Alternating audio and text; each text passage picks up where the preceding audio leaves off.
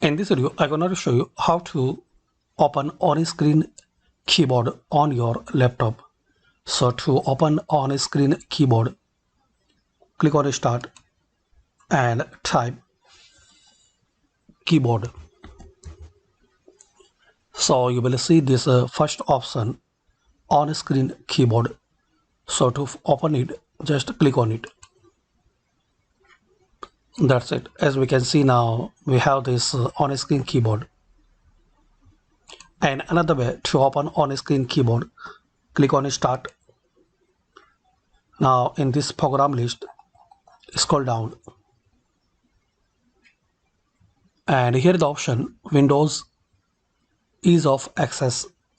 So click on this drop down and click on this third option on screen keyboard. You will see the icon of on screen. So click on it.